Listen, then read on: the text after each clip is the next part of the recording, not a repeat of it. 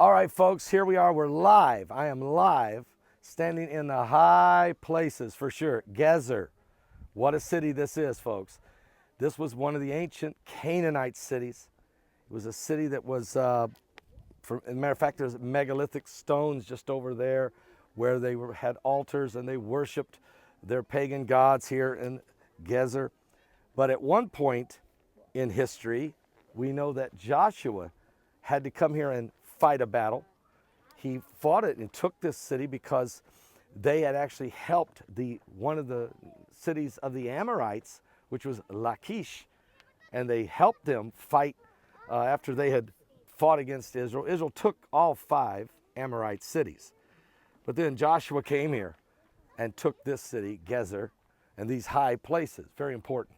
But later in history, the Canaanites, of course, we know they also established themselves here, as we said.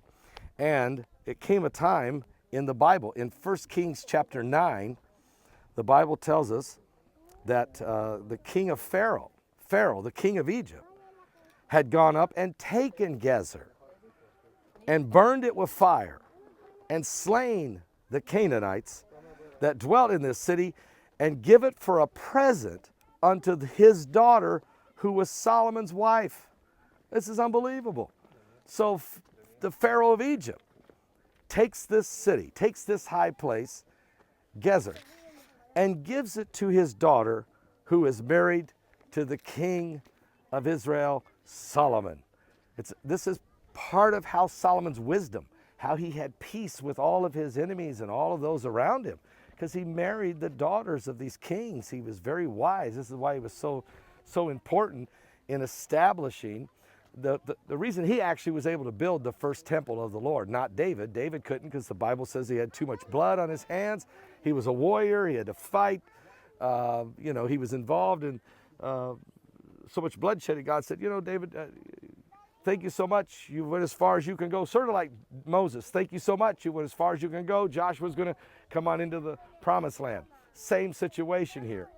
And now Solomon has to build relationships with every nation around him. He marries their daughters, and then this establishes relationships, which keeps the peace in the land. He got the trees out of Lebanon, the big cedar trees out of Lebanon, and have them brought all the way into Jerusalem. He was able to bring in some of the granite stones to help build the first temple of the Lord. And the gold that was mined through his copper mines, he was able to trade for gold from the Egyptians. And now we right here in this very, very spot. And let me tell you something. It is an incredible spot. You can see the cities behind me. Ramla is that city. Ramla. And what's that other one? Lod, where the airport is. Lod, where there's an airport there. This is our main airport. It's the main airport. Farther back.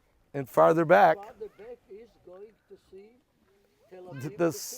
Tel Aviv, the city of Tel Aviv, of course, and the Mediterranean. Yep. And then over here, and you can't see it, but there is the city. It's a new city, Modin, which is a modern city, new city, built halfway between Tel Aviv and Jerusalem. So it's an incredible spot we're in. Megalithic monuments here, still here. And just so much history here. It's just incredible. So we're live here in the Holy Land, and we are so thankful for all of you who are watching. I hope this is a blessing to you. And we'll be stopping on our way today, our journey. Follow me, because we're taking you to some of the ancient locations here in the Promised Land, in the land of Israel. I'm Pastor Paul Begley reporting. Are you serious?